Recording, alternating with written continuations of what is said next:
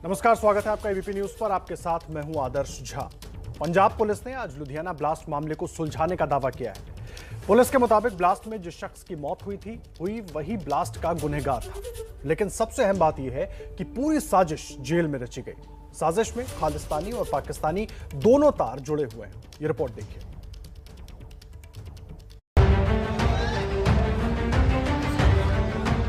ये जरूर साजिश के तहत पंजाब का माहौल खराब करने के लिए किए जा रहे हैं। हो सकता है कि ये जो धमाका हुआ है, हो सकता है इसका लिंक हो। जिस लड़ाई में राजा की जान को खतरा ना हो, वो लड़ाई नहीं है, वो राजनीति। ਇਹਨਾਂ ਦੇ ਲਿੰਕਸ ਜੇਲ੍ਹ ਦੇ ਵਿੱਚ ਪੰਜਾਬ 'ਚ ਐਂਡ ਫਰਮ ਅਬਰੋਡ ਵਿਦ ਖਾਲਿਸਤਾਨੀ ਐਲੀਮੈਂट्स। धमाके में ही मारा गया गुनहगार। ਮੌਕੇ ਤੇ ਉਤਾਰ ਜੋੜਨ ਗਿਆ ਸੀ ਤਾਂ ਹੀ ਬਾਥਰੂਮ 'ਚ ਐਂਟਰ ਕਰਕੇ ਲੇਕਿਨ ਉਹਨੇ ਕਿਥੇ ਪਲੇਸ ਕਰਨਾ ਸੀ। It was not the concept of a human bomb ਜਿਹੜਾ ਲੱਗਦਾ ਹੈ। खालिस्तान से जुड़े हैं धमाके के तार। ਇਹਨਾਂ ਦੇ ਲਿੰਕਸ ਖਾਲਿਸਤਾਨੀ ਐਲੀਮੈਂट्स। ये है आरोपी गगनदीप सिंह जो धमाके का ही शिकार हो गया। अब इसकी पूरी कुंडली जानिए। He turned out to be a dismissed head constable of Punjab Police who had been arrested by the STF for carrying narcotic drugs. The case which had been registered in this regard way back in 2019, this was FIR number 75 dated 11th of August 2019 under the NDPS Act। 385 gram heroin ਇਹਦੇ ਕੋਲੋਂ ਮਿਲਿਆ। Police के मुताबिक आरोपी Gagandeep Ludhiana court का record room उड़ाने गया था। गगनदीप का केस लुधियाना कोर्ट में ही चल रहा था। इसके केस से जुड़े सारे रिकॉर्ड्स अदालत के रिकॉर्ड रूम में ही थे। रिकॉर्ड रूम के बगल में मौजूद वॉशरूम में बम असेंबल करते समय धमाका हो गया। गगनदीप के हाथ पर जो टैटू था, पुलिस का दावा है कि उसी टैटू से उसे पहचानने में मदद मिली। पुलिस ने गगनदीप की जो तस्वीरें जारी की हैं, उसमें वो कई बंदूकों के साथ दिख रहा है। खुद पुलिस का कहना है कि पूरे मामले में पाकिस्तान की साजिशों का हाथ है। इंटरनेशनल ड्रग्स आखिर बाहरों आ रही है, अफगानिस्तान, पाकिस्तान, होर थावां तो there is not only heroin, other drugs are there, psychotropic drugs are there, synthetic drugs are there. ਇਹ ਕਈ ਸੋਰਸ ਨੇ ਇਹਦੇ ਤੇ ਇਹਦੇ ਪਿੱਛੇ ਇਹ ਪੈਸਾ ਬਾਹਰ ਵੀ ਜਾਂਦਾ ਹੈ, ਬਾਹਰੋਂ ਸਮਾਨ ਵੀ ਆਉਂਦਾ ਹੈ। ਤੇ ਤੁਹਾਡਾ ਜਿਹੜਾ ਸ਼ੱਕ ਹੈ, ਤੁਹਾਡੀ ਜਿਹੜੀ ਗੱਲ ਹੈ, ਇਜ਼ ਐਬਸੋਲੂਟਲੀ करेक्ट। पंजाब में चुनाव है। देखिए, ब्लास्ट के मामले में एक के बाद एक खुलासे हो रहे हैं। खुद पंजाब के डीजीपी ने इस बारे में मीडिया के सामने आकर पूरी बात बताई और क्या कुछ कहा और उसके मायने क्या है, इसको समझाने के लिए हमारे साथ हमारे सहयोगी जगविंदर पटियाल जुड़ गए। सीधा उनका रुख कर लेते हैं। जगविंदर, जो कुछ डीजीपी सिद्धार्थ चट्टोपाध्याय ने कहा वो बहुत चौंकाने और डराने वाला है। हमारे जेल, खास करके पंजाब की जो है, वो साजिशों का अड्डा बन गए हैं एक तरीके से। जी हाँ, बिल्कुल सही कहा आपने। जेल से कई साजिशें रची जा रही हैं और खास बात यह है कि समय समय पर पिछले 5 साल से तो मैं ही सुन रहा हूँ कि जेलों में मोबाइल फोन बंद करने के लिए, जैमर्स लगाने के लिए, सिक्योरिटी जो है वो किसी सेंट्रल एजेंसी के हवाले करने के लिए तमाम वादे और दावे किए जा रहे हैं, लेकिन ऐसा हो नहीं पाया। चाहे गैंगस्टर हों, चाहे नार्को टेररिज्म में इन्वॉल्व लोग हों, वो तमाम लोग जेल में जाने के बाद भी खुलेआम अपना नेटवर्क चला रहे हैं। और डीजीपी की प्रेस कॉन्फ्रेंस के बाद एक बात और साफ हो गई है कि नार्को टेररिज्म, गैंगस्टर और पुराने खालिस्तानियों का एक नेटवर्क काम कर रहा है जो पाकिस्तान में बैठे हुए हैं। पाकिस्तान में बैठे 5 मोस्ट वांटेड हैं इंडिया के, जिनमें से बदावा सिंह, बब्बर, महल सिंह, बब्बर, रंजीत सिंह, नीटा, परमजीत सिंह पंजवड़, ये वो तमाम लोग हैं, गजेंद्र सिंह, ये वो तमाम लोग हैं जो अपनी जवानी के टाइम में भारत से भागकर पाकिस्तान पहुंच गए थे, लेकिन अब इनके मॉड्यूल नहीं है यहां। इनको अपने ऑपरेशन एग्जीक्यूट करने के लिए, ISI के इशारे पर काम करने के लिए मॉड्यूल नहीं मिलते हैं। लिहाजा ये गैंगस्टर्स को हायर करते हैं, गैंगस्टर को अपने साथ मिलाते हैं और उनके गुर्गों से ये काम करवाते हैं, क्योंकि उम्र के लिहाज से ये सभी खालिस्तानी बूढ़े हो चुके हैं। इनकी विचारधारा वो है, लेकिन उसको ट्रिगर करने के लिए इनको गैंगस्टर की जरूरत पड़ती है। गैंगस्टर्स को पैसा चाहिए और उसके लिए ये ड्रग्स भेजते हैं वहां से। और जब कभी कोई बड़ा धमाका करना होता है या वारदात को अंजाम देना होता है, तो जिस तरह से ड्रग्स आती है पाकिस्तान से, उसी तरह से RDX या एक्सप्लोसिव या फिर उसमें इस्तेमाल होने वाला बाकी सामान आ जाता है। तो सबसे बड़ी बात यह है कि अगर पंजाब के अपराधियों को जेलों में मोबाइल फोन मिलते रहेंगे, ड्रग पेडलर्स को मोबाइल फोन मिलते रहेंगे, तो ऐसी साजिशों को अंजाम देने में खालिस्तानियों को, ISI को मदद मिलती रहेगी। मुझे एक बात बताइए जगविंदर, जिस तरह से जेल का हाल हम देख रहे हैं और अब जिस तरीके से ये खुलासा हो रहा है, अभी चुनाव होने हैं, क्या चुनाव से पहले जेलों पर लगाम लगानी पड़ेंगी ताकि सब कुछ शांतिपूर्ण तरीके से हो? नहीं तो इस तरह की साजिशें और शायद देखने को मिल सकती हैं। मुझे लगता है सख्ती कर सकते हैं, लेकिन लगाम लगाना मुझे लगता है इतना आसान नहीं है। अगर लगाम लगाना इतना आसान होता कि वो 1 महीने में हो सकता होता तो ये 5-5 साल क्यों लगाते? अब जो है वो कांग्रेस की सरकार को तकरीबन 5 साल होने वाले हैं, मार्च में 5 साल हो जाएंगे। अगर ये चीजें अगर पुलिस 1 महीने में या अगले 15 दिन में कंट्रोल कर देती है तो फिर 5 साल में भी हो सकती थी। इसका मतलब ये है क्यों जेल अधिकारियों को सख्त से सख्त सजा नहीं दी जाती? क्यों बार बार जेलों में मोबाइल फोन मिलते हैं? अंदर फीस है। आपको हैरानी होगी सुन के कि एक बार मुझे एक शख्स का फोन आया और मैंने उसको कहा कि आप तो पकड़े गए थे। तो आप सुनकर हैरत में होंगे, उसने कहा हाँ मैं लुधियाना जेल से बोल रहा हूं, यहाँ 14,000 रुपए देके फोन लिया है मैंने। तो मैं तमाम चीजें उससे इंक्वायर करने लगा क्योंकि अननोन नंबर था, मैंने उठा लिया उसको। तो वो बताने लगा कि अगर छोटा स्मार्टफोन चाहिए होता है तो 8-10 हजार में दे देते हैं, अगर थोड़ा बढ़िया चाहिए तो उसके लिए जो है वो 14-15 हजार रुपया लगता है। अगर मान लीजिए एप्पल वगैरह की कोई बढ़िया की डिमांड कर देता है, सैमसंग के अच्छे फोन की, तो उसके लिए 20-25 हजार भी देना पड़ता है। सो इस तरह का आलम अगर हमें लोग वहां से फोन कर रहे हैं और कह रहे हैं कि मैं जेल से बोल रहा हूं, तो सोचिए आप आलम क्या होगा। और सरकार को, पुलिस को, जेल अधिकारियों को यह सोचना पड़ेगा कि अगर पंजाब को सुरक्षित रखना है, साजिशों को नाकाम करना है, तो सबसे पहले अपनी जेलों में इंतजाम पुख्ता करने होंगे। चंद पैसों के लिए या चंद लालच में आकर आप क्यों ऐसा काम कर रहे हैं कि जिससे पूरे देश की जो है इंटरनल सिक्योरिटी को खतरा खड़ा हो जाता है। जी ठीक है आप जगविंदर, लेकिन एक बात और समझना चाहेंगे आपसे। चुनौती खालिस्तानियों से, पाकिस्तान से तो है ही है, लेकिन चुनौती पंजाब पुलिस के लिए खुद अपने पुलिस वाले भी हैं जो ड्रग्स के रैकेट में शामिल हो जाते हैं।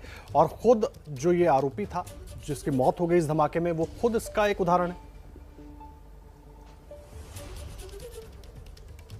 मुझे ये लगता है आदर्श, जब ऊपर से सिस्टम खोखला होने लगता है ना तो नीचे भ्रष्टाचार बहुत बढ़ जाता है। अगर ऊपर से सिस्टम सख्त, ईमानदार और मेरिट पे सभी को तैनातियां देने लगे और सख्ती करने लगे और पॉलिटिकल दखलंदाजी उसमें कम कर दी जाए तो मुझे लगता है कि जेलों को ठीक करना कोई मुश्किल नहीं है। सवाल यह क्यों जैमर नहीं लगते, क्यों नीयत में खोट आ जाता है, क्यों सरकारें एक बार किसी भी फाइल को मूव करने के बाद ब्रेक लगा देती हैं। अगर मान लीजिए कि उसमें 3 लेयर सिक्योरिटी करनी है, अगर उस 3 लेयर सिक्योरिटी के लिए कोई सेंट्रल फोर्सेज की जरूरत है तो क्यों नहीं लगाया जाता? क्यों पैसे का हवाला देकर यह कह दिया जाता है कि सेंट्रल फोर्सेज नहीं चाहिए? आप नाभा की हाई सिक्योरिटी जेल है, शरेआम जेल ब्रेक हुई थी और गैंगस्टर और टेररिस्ट वहां से भाग गए थे। दूसरा, अगर आप देखें कि एक डेरा प्रेमी की शरेआम जेल में हत्या कर दी जाती है। गैंगस्टर्स को लेकर खुद ये पॉलिटिशियन प्रेस कॉन्फ्रेंस करते हैं कि फलाने आदमी के इशारे पे फलानी जगह से हत्या करवाई जा रही है और जेल में बैठे गैंगस्टर्स को जो है वो राजनीतिक जो है वो शय मिलती है। सवाल यह है कि इन चीजों की जांच क्यों नहीं होती? आरोप लगाकर क्यों खत्म कर दिया जाता है? क्यों लुधियाना जैसी वारदात का इंतजार करती रहता है हमारा सिस्टम?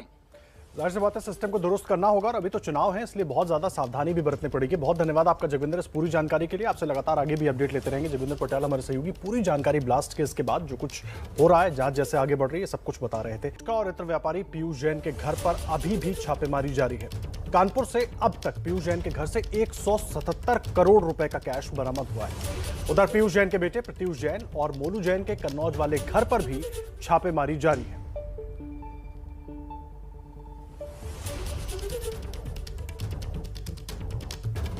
कन्नौज के जिस घर में छापेमारी चल रही है वो पीयूष जैन के बेटों के घर है और इस घर में गुटखे में सुगंध के लिए डाले जाने वाला कंपाउंड बनाया जाता है। संवाददाता रणवीर की रिपोर्ट आपको दिखाते हैं। घर के अंदर इनकम टैक्स डिपार्टमेंट के अधिकारी मौजूद हैं और लगातार यहाँ पे तोड़फोड़ की आवाज़ें आ रही हैं, यानी कि अंदर कुछ तोड़फोड़ चल रही है। किस चीज़ की तोड़फोड़ है फिलहाल इसकी जानकारी नहीं है, लेकिन बताया जा रहा है कि ये जो घर है इस घर में कंपाउंड बनता है। कंपाउंड यानी कि वो इत्र, एक तरह से उसको इत्र कह सकते हैं, जो कि पान मसालों में सुगंध के लिए इस्तेमाल होता है और उसी कंपाउंड को बनाने का काम होता है। लेकिन जो पीयूष जैन का परिवार है वो यहाँ पर ना रहकर जो कानपुर का घर है वहाँ रहते हैं और फिलहाल ये गेट, इस गेट को, पीछे वाले गेट को खोला गया है और यहाँ से सील हटा कर के अधिकारी अंदर मौजूद हैं। और आप देखिए कि कितना पतली पतली गलियों में ये घर मौजूद है और यहाँ से हमें कुछ अंदर की तस्वीरें दिखाई दे रही हैं जो हम आपको दिखाने की कोशिश करते हैं कि पीयूष जैन के इस घर के अंदर, ये पुराना पैतृक घर है जैन स्ट्रीट में, यहाँ पर छापेमारी की कार्रवाई चल रही है और फिलहाल कोई कुछ बताने को तैयार नहीं है कि अंदर क्या क्या मिला, क्या बरामद हुआ। लेकिन ये साफ़ है कि जिस तरीके से कानपुर के घर से 177 करोड़ रुपए कैश मिले हैं वो पूरी तरीके से इलीगल थे, क्योंकि कोई इसका हिसाब किताब नहीं दे पाया है और वो सारा पैसा जब्त किया गया है। तो अब आगे की कार्रवाई भी चल रही है और देखना होगा कि अभी और कितने ज़्यादा असेट्स पीयूष जैन के घर से बरामद होते हैं। अपने सहयोगी नित्य जैन और कैमरा पर्सन प्रेम सिंह के साथ रणवीर, एबीपी न्यूज़, कन्नौज। कांग्रेस के नेता दिग्विजय सिंह ने बीजेपी पर बड़ा हमला बोला है। दिग्विजय सिंह ने कहा है कि राम मंदिर में चंदे का धंधा हो रहा है। अयोध्या जमीन मामले को लेकर दिग्विजय सिंह ने बीजेपी पर यह निशाना साधा है और साथ ही कहा है कि चंदे के साथ धंधा किया जा रहा है। यह आरोप दिग्विजय सिंह ने लगाए हैं। हिंदुओं के चंदे से धंधा करते हैं ये लोग। इनको पालन करने वालों से चंदा वसूल कराना, चुनरी यात्रा निकल रही है, भंडारा हो रहा है, राम जी का मंदिर बनेगा। अब हमने भी 1,11,000 रुपये दिए, अब उससे ज़मीन खरीदी गई। 2 करोड़ की ज़मीन 18 करोड़ में खरीद ली गई और अभी पता पड़ रहा कि सारे विधायक, भाजपा के नेता, सरकारी अधिकारी, कर्मचारी, उन्होंने ज़मीनें खरीद ली। हिंदू जो है धर्म का पालन करते हुए आस्था और विश्वास के साथ चंदा देता है और हिंदुत्ववादी उस चंदे से धंधा करता है। आप लोगों को बहुत देर से पता पड़ा, मैं तो शुरू से जानता हूँ क्या है। दिल्ली में रेजिडेंट डॉक्टरों की हड़ताल दूसरे हफ्ते में अब दाखिल हो चुकी है।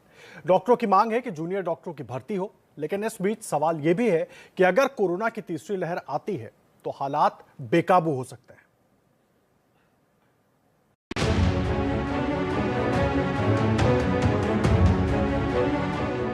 दिल्ली के सबसे बड़े कोविड अस्पतालों में से एक एलएनजेपी अस्पताल पे सुबह से ही मरीजों के आने का सिलसिला लगा हुआ है, लेकिन इलाज के अभाव में इन्हें मायूस होकर वापस अपने घर लौटना पड़ रहा है। 200 किलोमीटर दूर से शाह आलम अपनी बीवी और बच्चों के साथ अपने हाथ का इलाज कराने दिल्ली आए हैं, इस उम्मीद में कि यहाँ उन्हें बेहतर इलाज मिल सकेगा, लेकिन हड़ताल की वजह से शाह आलम को वापस जाना पड़ेगा। अब हाथ इतना प्रॉब्लम है कि मैं बीवी बच्चों को परेशान हूँ। मेरी बीवी है वहाँ बाहर खड़ी हुई है, मेरे 2 छोटे बच्चे हैं, मैं जाऊँ तो कहाँ जाऊँ। अब आज आया हूँ मैं किराया लगा के मुद्दत से कि किसी से पैसे किराए पे लेके कुछ भी लेके बहरहाल उधार लेके तो मैं यहाँ पे आया हुआ हूँ। आने के बाद में अब ये बोल रहे हैं कि तुम कल एक छुट्टी है, अब बुधवार में आना। दिल्ली के यमुना विहार से आए नदीम को किडनी की बीमारी है, इनका दर्द भी कुछ कम नहीं। यहाँ यमुना विहार से आया हूँ, दिल्ली का ही निवासी हूँ। तो केजरीवाल सरकार ये कहती है कि दिल्ली के निवासियों के लिए इलाज यहाँ फ्री होता है और कहीं भी आप प्राइवेट कराओ सब फ्री होता है, लेकिन ऐसा कुछ नहीं है। ये मेरा पेपर है, मैं अक्टूबर से आ रहा हूँ यहाँ इलाज कराने के लिए। मेरा एक छोटा सा अल्ट्रासाउंड होना था, मुझे 4 महीने की डेट दी गई इसमें। आज की डेट थी वो, आज या पेपर देख सकते हैं, मेरे आज की डेट थी। आज सुबह 6 बजे मैं आगे लाइन में लग गया था, लेकिन 6 बजे के लाइन में लगे लगे मुझे 10 बजे ये इन्फॉर्मेशन दी जाती है कि हड़ताल है, आपका आज अल्ट्रासाउंड नहीं होगा। उसके बाद मुझे दोबारा डेट दी जाती है 2 महीने बाद की।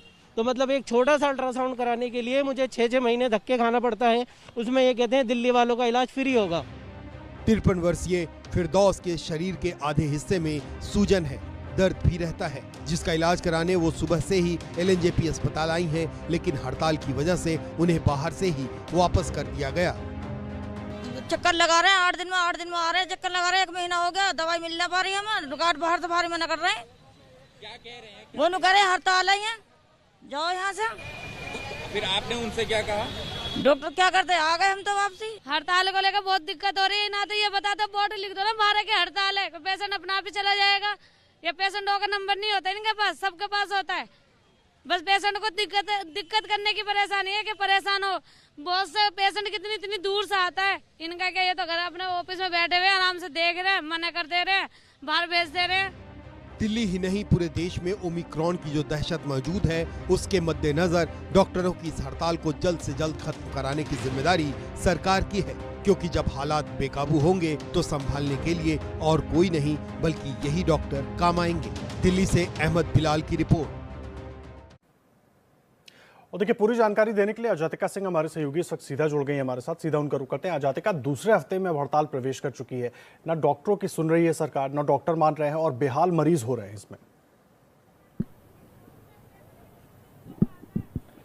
जी बिल्कुल आदर्श, देखिए सुबह से ही एबीपी न्यूज़ की टीम लगातार अस्पतालों के चक्कर लगा रही है। हम मरीजों की परेशानी दर्शकों तक पहुंचा रहे हैं। हमें ऐसे कई सारे मरीज भी मिल रहे हैं जिनकी जो इमरजेंसी में पहुंचे हुए हैं। हमें हाल ही में एलएनजेपी अस्पताल में एक मरीज मिला जो कि रात 12 बजे से वहां पर इंतजार कर रहे हैं। तेज पेट में दर्द है लेकिन कोई अटेंड करने वाला नहीं है। ऐसी स्थिति फिलहाल दिल्ली के कई सारे अस्पतालों में भी हो गई है। इस वक्त हम लोग सफदरजंग अस्पताल में मौजूद है और मेरे साथ में फॉर्डा अध्यक्ष मनीष सिंह जी मौजूद हैं। उनसे भी बात करते हैं। सर, जिस तरीके से हड़ताल लगातार चलती जा रही है, आज 9वां दिन हो गया है, मांगों को लेकर आप भी बने हुए हैं, लेकिन एक मॉरल प्रेशर भी डॉक्टर होते हुए आपके ऊपर लगातार पड़ रहा है।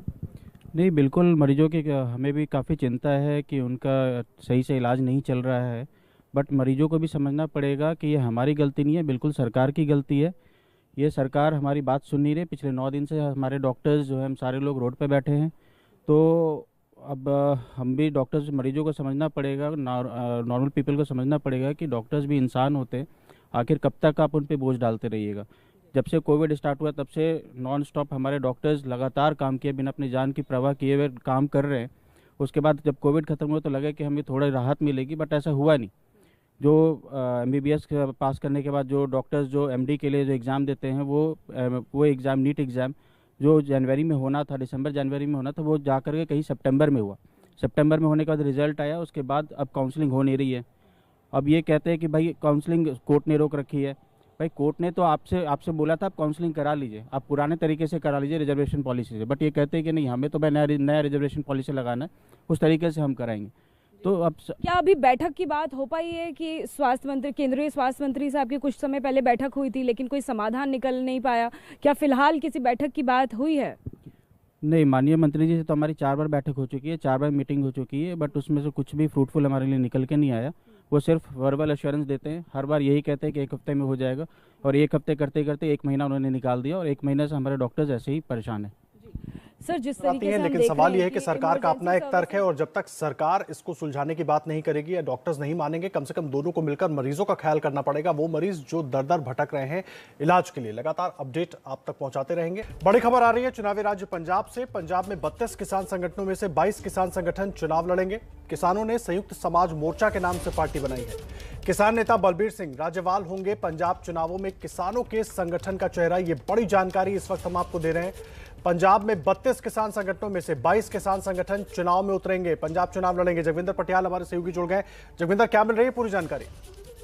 देखिए, पंजाब की राजनीति बेहद दिलचस्प हो गई। आम आदमी पार्टी, अकाली दल, बीजेपी और कांग्रेस चौकोना मुकाबला पहले ही माना जा रहा था, लेकिन आज जो किसान आंदोलन को चलाने वाले पंजाब के किसान नेता थे, उन 32 संगठनों में से 22 संगठन इस मुकाम पर पहुंच गए हैं कि वो संयुक्त समाज मोर्चा के नाम से राजनीतिक दल बनाकर चुनाव लड़ेंगे। 117 सीटों पर लड़ने का उन्होंने मन बना लिया है और कहा है कि हम तैयारी कर रहे हैं। तीसरी महत्वपूर्ण बात, बलबीर सिंह राजेवाल जो संयुक्त किसान मोर्चा पर आपने लगातार उनको बोलते सुना होगा, देखा होगा, और तमाम मांगे किसानों की वो सरकार के समक्ष, केंद्र सरकार के समक्ष रखते थे, वो इस मोर्चा का चेहरा होंगे।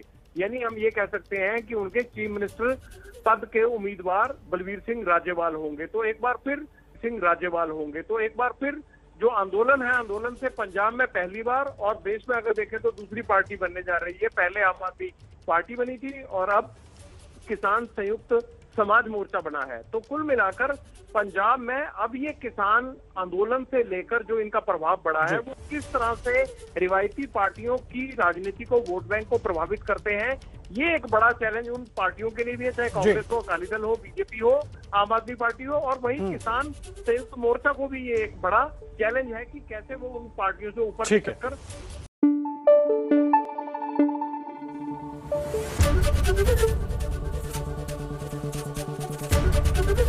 ABP न्यूज आपको रखे आगे।